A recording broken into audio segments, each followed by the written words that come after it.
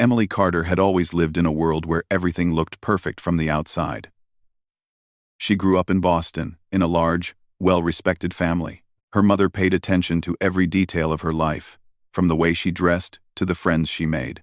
Her father believed that good manners and good connections were the keys to a successful future.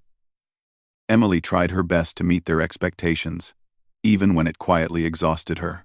She learned how to smile at social events, even when her heart felt far away from the conversations around her. She was admired for her gentle nature, her calm voice, and her polite behavior. But deep inside, she often wondered if anyone ever noticed the real her. When Charles Whitford stepped into her life, everyone around her believed she had found the perfect match. He was older, wealthy, and well-known. Because of his growing railroad empire, people spoke about him with respect, praising his intelligence and determination. Her parents were thrilled. They imagined a life for Emily filled with comfort, influence, and social importance. Emily wanted to be hopeful. She wanted to believe that this marriage could bring happiness. But every meeting with Charles left her feeling more like a decoration than a partner. He spoke about plans and appearances more than feelings. He talked about how impressive their wedding would be, how the newspapers would admire them, and how her presence would help him in the social world. Emily listened quietly, trying to understand why her heart felt heavy each time he talked about their future. As the wedding day approached, the pressure around her grew. People visited her home constantly with dresses, flowers, and endless suggestions. Every room was filled with chatter about arrangements. Emily tried to participate, but her mind kept drifting. She felt like a leaf being carried by a strong wind, unable to choose its direction. She wished someone would pause and ask her what she truly wanted, but no one did. Her mother was too excited, and her father was too proud of the match to notice her troubled silence. Charles visited often, but each visit was full of instructions and expectations. He told her what colors she should wear, how she should act at the wedding, and how important it was that she didn't make any mistakes. His tone was polished, but his eyes carried a quiet warning. He expected everything to be exactly as he wanted. The night before the wedding, Emily sat alone in her room, the dress hanging nearby like a reminder of the life she would soon enter. She touched the fabric gently and tried to imagine herself walking down the aisle, smiling as everyone watched. But instead of joy, she felt fear. A strong, undeniable fear. Her heart beat faster as she thought about waking up every day next to a man who didn't know her heart. She imagined living in his large house, following rules she didn't choose, attending events she didn't enjoy, and pretending to be someone she wasn't. She imagined a life without freedom, without personal dreams, without a voice. A single tear slid down her cheek. It was the first time she allowed herself to admit the truth. She did not want this marriage. Emily stood up and walked to the window. The city outside was quiet, the moon casting a soft light over the streets. She felt a strange mix of fear and clarity. The world beyond her window suddenly seemed larger than she had ever imagined. She thought of the stories she read as a child about people traveling west, searching for new beginnings. She had always admired those characters who dared to follow their hearts. Now she realized that she needed the same courage. She could not marry a man she didn't love. She could not accept a life that erased her own dreams. With trembling hands, she packed a small bag, only a few clothes, some money she secretly saved, and a notebook she always carried. She changed into a plain dress so she wouldn't draw attention. Before leaving, she looked around her room one last time, feeling a mix of sadness and relief. She wasn't running away from her family. She was running toward freedom. She slipped out of the house quietly, careful not to wake anyone. The streets were cold, but her steps felt determined. She made her way to the train station, keeping her head down, her heart pounding with every step. At the station, she purchased a ticket under a false name. Her voice shook as she spoke to the ticket clerk, but he didn't seem to notice anything unusual. She chose the first train heading west, a direction she had only dreamed about. When the train's whistle sounded, she felt a rush of fear. But she stepped aboard anyway. As the train began to move, she watched the city fade behind her. Her hands trembled. but her heart felt strangely lighter. She didn't know what awaited her, but for the first time in her life, she felt she had made a decision that belonged entirely to her. Meanwhile, at the Whitford mansion, panic spread the moment her disappearance was discovered. Charles was furious. Not because he feared for her safety, but because her absence threatened his reputation. He saw her escape as an insult, a stain on his pride. He immediately ordered his men to find her. With his railroad connections, he had access to passenger lists, station workers, and routes across several states.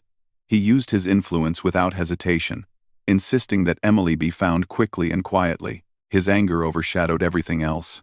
He believed she had embarrassed him, and he was determined to regain control of the situation.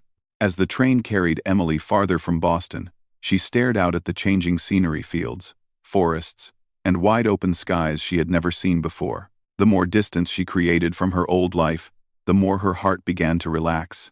She realized how little she had experienced outside her sheltered world.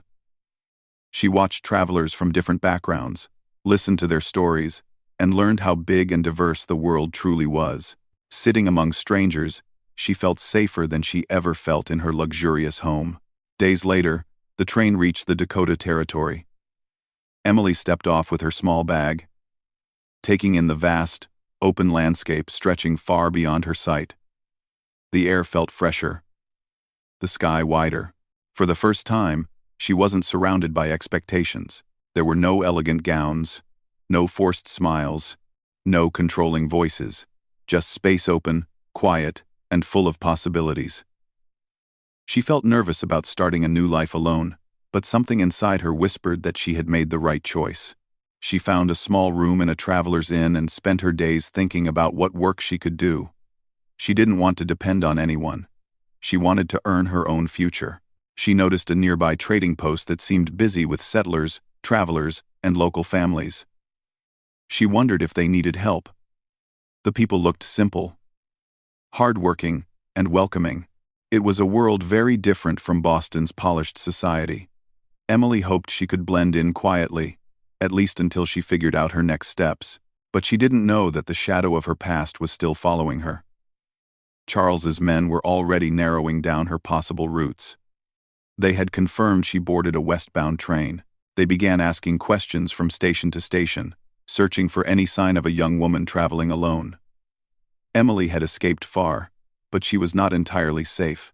Still, standing in the open air with a new world before her, she felt something she had never felt before: hope. After years of living under expectations, she was finally choosing her own path. She didn't know what challenges awaited her, but she believed she could face them. She believed that freedom was worth every risk she had taken. Emily woke up early on her first morning in the Dakota Territory. The air felt different from Boston, cool, clean, and full of the quiet sounds of open land. She stood near the window of her small room at the inn, watching the sun rise slowly over the hills. The sky changed from pale blue to warm gold, painting the whole land with a soft glow. She felt nervous about the day ahead but also excited. For the first time in her life, she didn't have a strict schedule. No one waiting to judge her behavior, and no expectations pressing on her.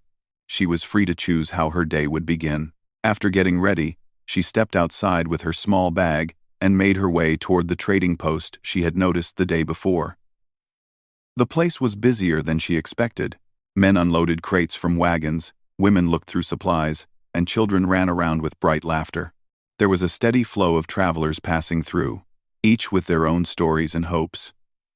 Emily felt a little out of place among them, but something about the friendly energy of the place encouraged her. She approached the counter shyly and asked the store owner if he needed help. The owner, Mr. Hayes, was a middle-aged man with a warm smile and gentle eyes. He studied her for a moment. Noticing her clean clothes and refined accent, he could tell she wasn't from the area. But he didn't ask unnecessary questions. Instead, he simply asked if she was willing to work hard and treat customers kindly. Emily nodded eagerly. Mr. Hayes handed her a simple apron and showed her where to place different items, how to greet visitors, and how to keep track of supplies. She learned quickly, grateful for the chance to earn her own living. Over the next week, Emily worked long but satisfying hours. She learned the rhythm of frontier life, the way travelers shared news from distant places, how local families traded goods instead of using coins, and how people helped each other without expecting anything in return. Everyone was curious about her, but she kept her answers short and polite. She used her false name, hoping it would keep her safe. Most people respected her privacy, only assuming she was searching for a new beginning like many others. One late afternoon, as the sun turned orange and dipped toward the horizon, a group of Lakota people arrived at the trading post. They came often to exchange handmade goods for supplies. Emily had seen them from a distance before, but she had never spoken to any of them directly. Among them was a young Lakota warrior named Tycoon.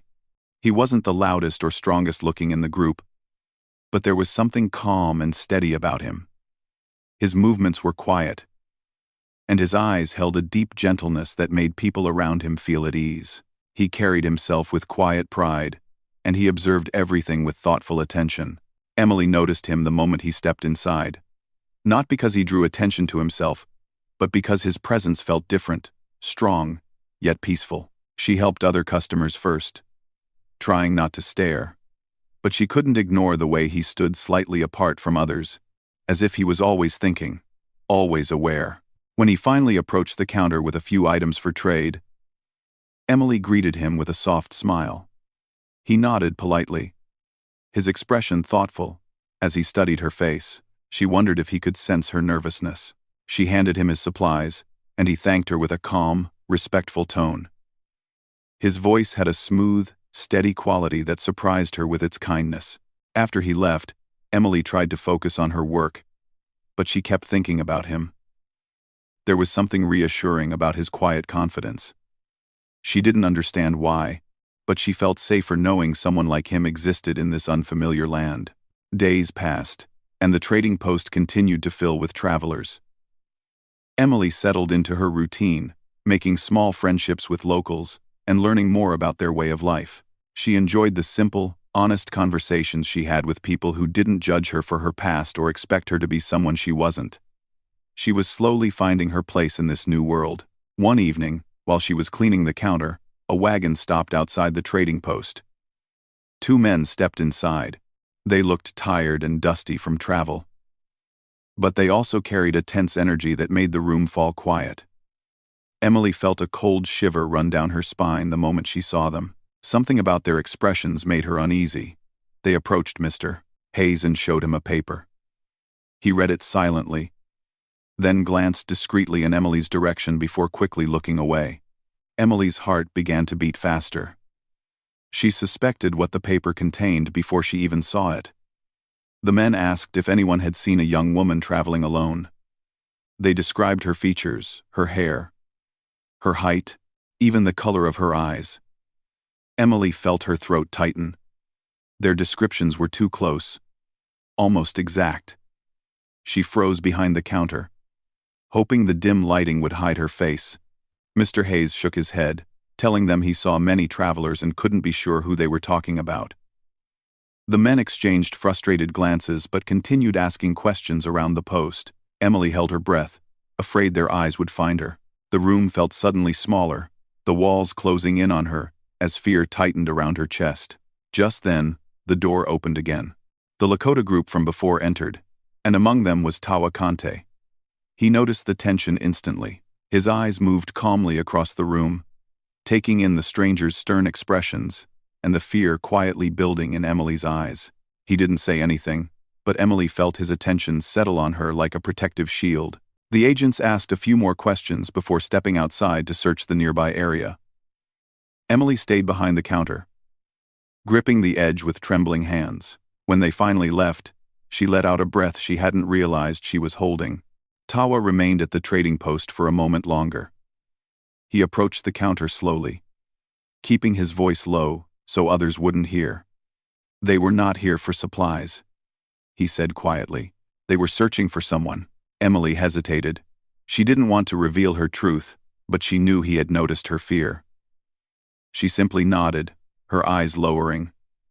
Tawa didn't push for answers. Instead, he observed her with gentle understanding. as if he already sensed she carried a painful story she wasn't ready to share. "You should be careful," he said softly.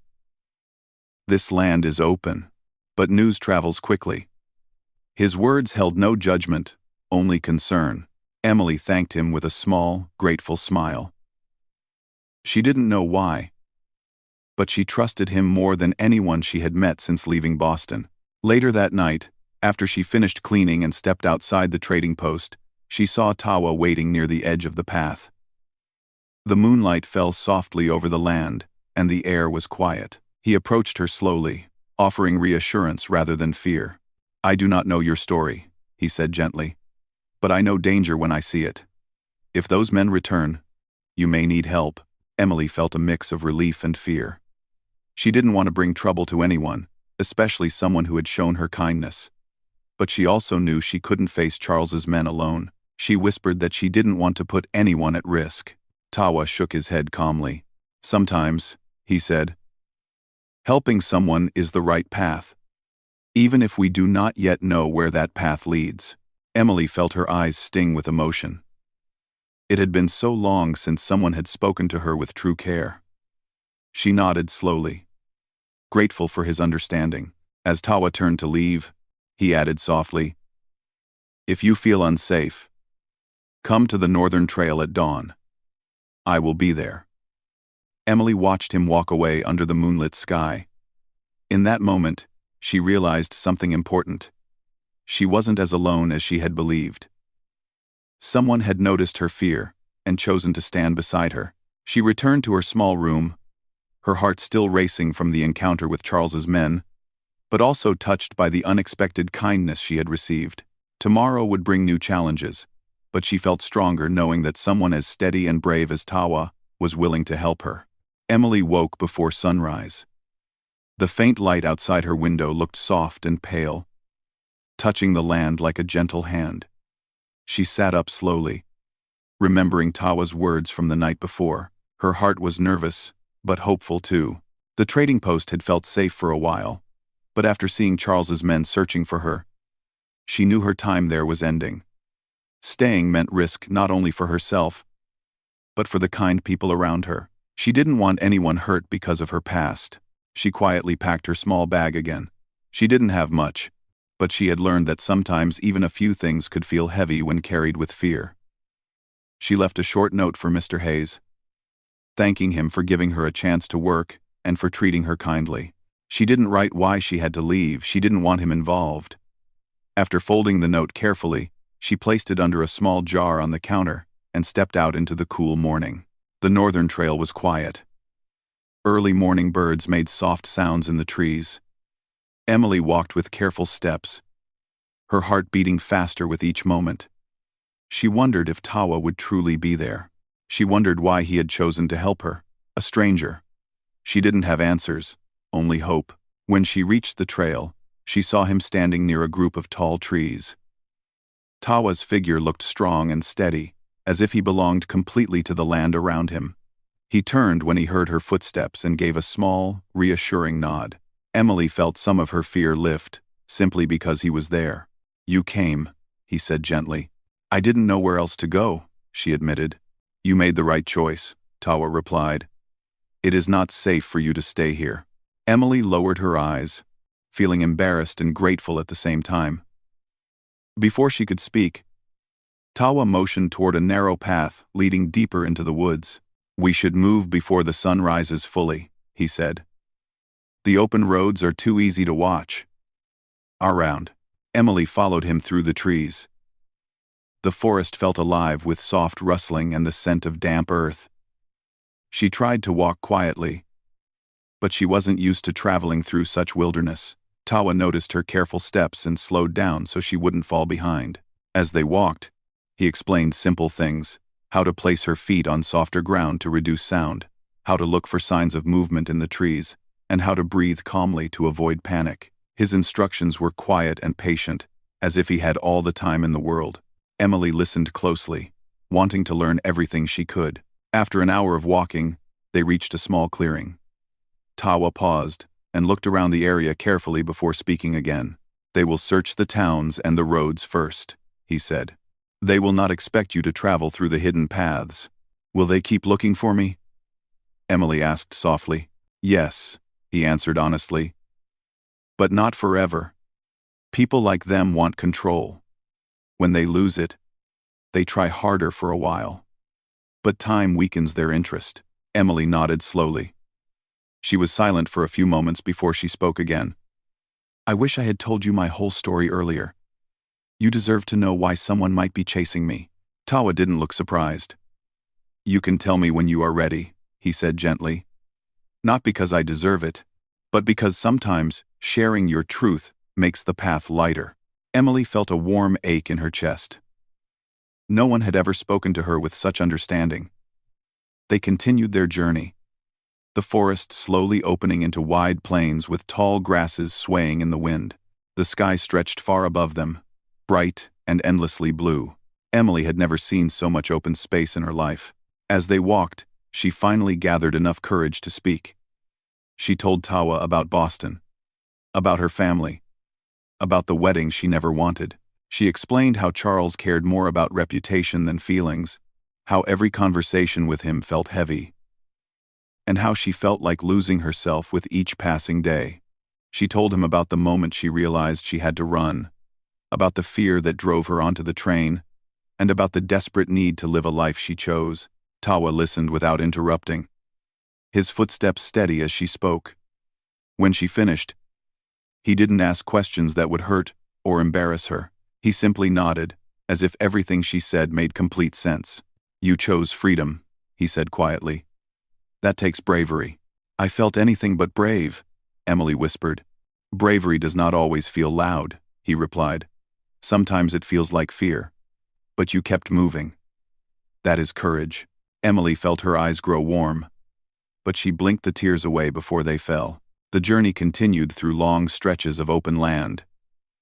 They stopped near small streams to drink water and rested under tall trees when the sun grew too hot. Tawa taught her how to recognize safe plants, how to stay alert without panicking, and how to watch the shadows of birds to understand if someone was approaching. Emily tried her best to learn, and though she stumbled at times, she slowly grew more confident. As the days passed, she began to notice how peaceful Tawa was. He didn't rush. He didn't complain. He moved through the land as if it welcomed him. Emily admired the way he respected everything around him, the animals, the trees, the water, and even the silence. Being near him made her feel safe in a way she hadn't felt in years. One afternoon, as they crossed a quiet stretch of land, dark clouds began forming in the distance.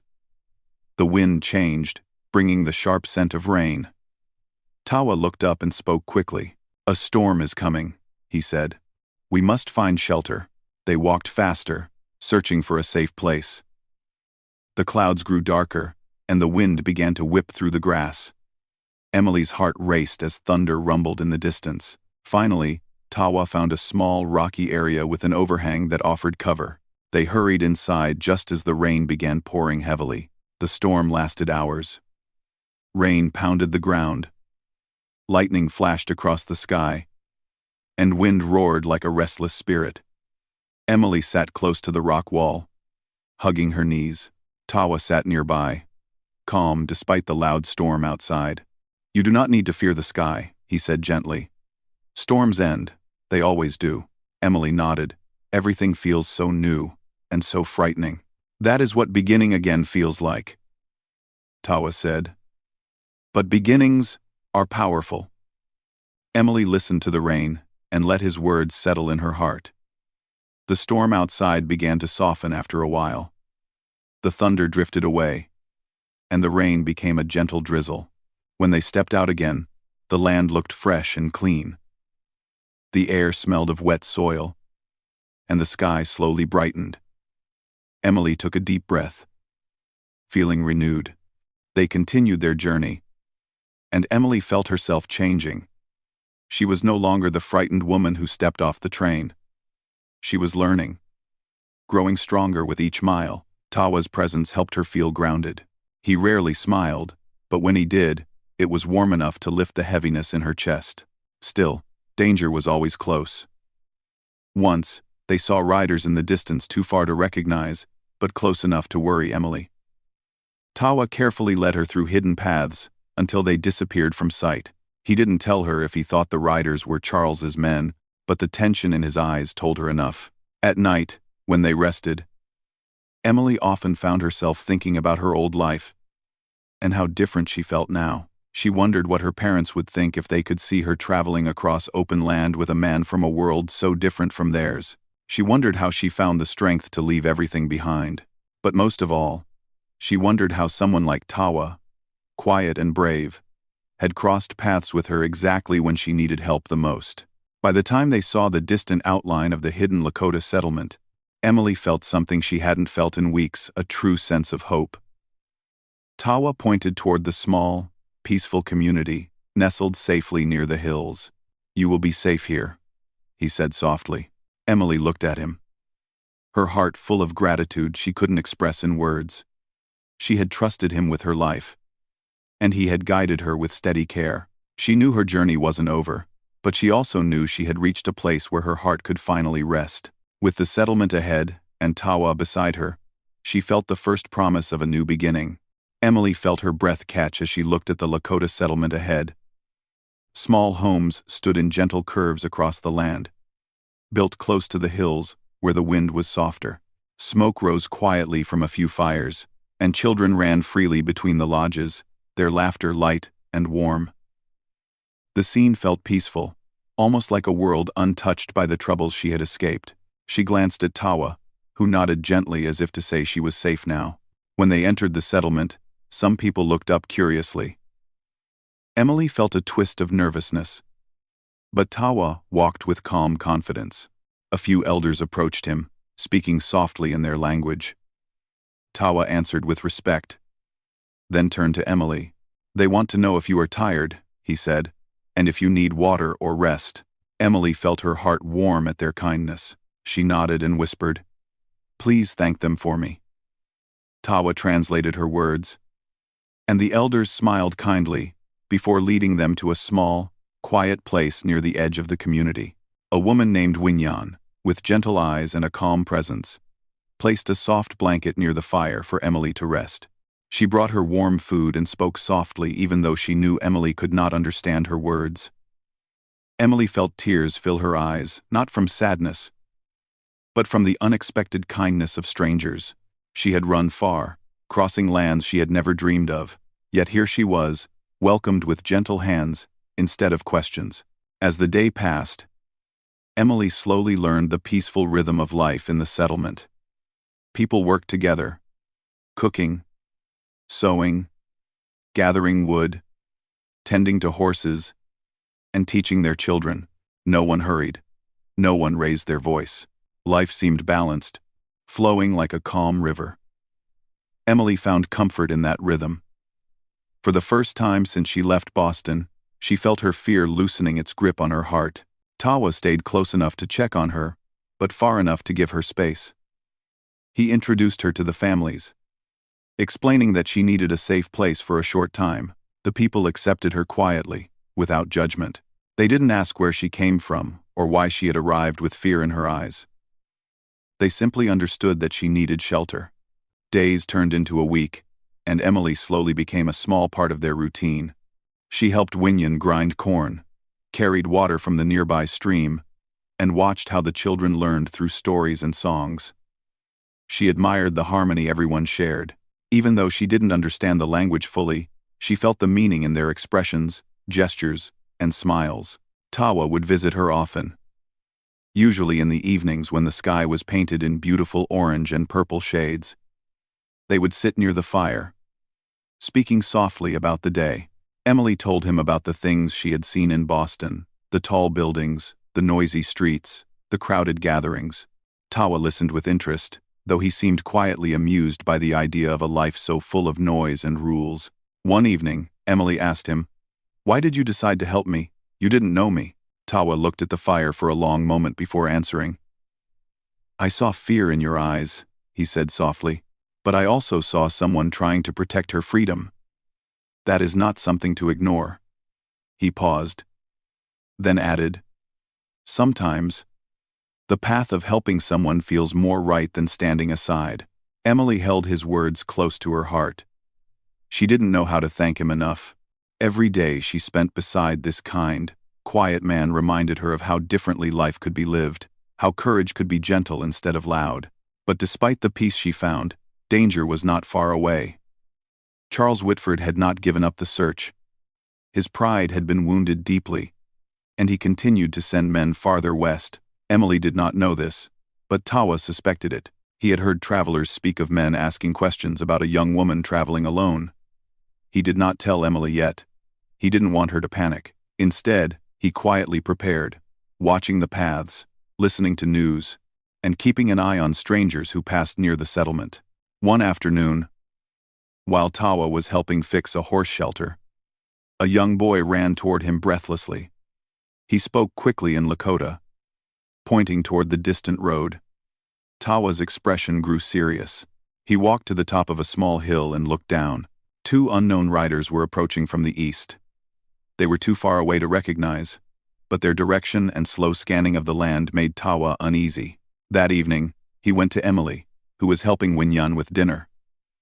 When she saw his serious expression, her heart tightened. "Is something wrong?" she asked quietly. "There are riders searching near the hills," Tawa said in a steady voice. "They may not be looking for you, but we should be careful." Emily felt fear rush through her again, cold and sharp. She thought she had left the danger behind, but it had followed her like a shadow. She looked around at the peaceful settlement, at the people who had accepted her. She did not want harm to come to them because of her. "I should leave," she whispered. "I don't want to bring danger here." Tawa shook his head. "Leaving now would be more dangerous. You do not know these lands well enough. And you are not alone." His eyes, calm and steady, held a quiet strength that eased her panic. The next days were tense. Tawa kept watch from different hills, and several men from the settlement quietly guarded the area. Emily tried to stay calm, but she felt the weight of fear growing again. Each time she heard horses in the distance, her heart jumped. One evening, as the sun was dropping low, Tawa returned with news. The riders had passed through the area once more, asking questions in a nearby town. They had shown the same description that had been used at the trading post. It was clear now they were searching for her again. Emily's hands trembled. "They won't stop," she whispered. "No," Tawa said gently, "but neither will we." He stepped closer, lowering his voice. "There is a place farther west, a valley protected by the hills. If we go there, they will not find you. It is a long journey, but safer than staying." Emily knew the risk, but she also knew she couldn't stay if it put these kind people in danger. She nodded. That night, under a quiet sky full of stars, she packed her small bag once more. Winyan hugged her softly, placing a warm cloth around her shoulders. The children waved to her, unaware of the danger but full of innocent smiles. Tawa met her near the edge of the settlement, 2 horses waiting quietly beside him. "We will travel at dawn," he said. Emily took a deep breath. "I trust you," she whispered. Their journey began again, this time deeper into the unknown. They moved through valleys, forests, and quiet rivers. Tawa always rode slightly ahead, his eyes sharp as he watched the land. Emily followed closely, learning the quiet strength of the journey, feeling her fear slowly turning into determination. Days passed, and the land grew more beautiful, untouched, and peaceful. Emily had moments when she forgot her fear and simply felt the world opening around her. She admired how Tawa guided the horses, how he read the land, and how he always made sure she was safe. One evening, as they reached a quiet valley hidden between tall hills, Tawa finally slowed his horse and looked around with calm certainty. "This is the place," he said softly. "You can rest here." Emily looked over the peaceful valley, listening to the soft sound of wind moving through the grass. It felt like a place untouched by fear or chase. She turned to Tawa, her eyes warm with gratitude. "You saved me," she said quietly. "Not just from them, but from a life I didn't want." I don't know how I will ever repay you." Tawa shook his head gently. "You do not owe me anything. You chose freedom. I only helped you walk toward it." Emily felt tears rise as she smiled. The wind brushed softly around them, carrying away the last pieces of her old life. She didn't know what the future held, but she knew she was finally standing in a life she had chosen with her own heart. She had run to save herself, but she had found much more friendship, courage, and someone who believed in her strength. And in that quiet valley, under the wide, open sky, Emily finally felt free.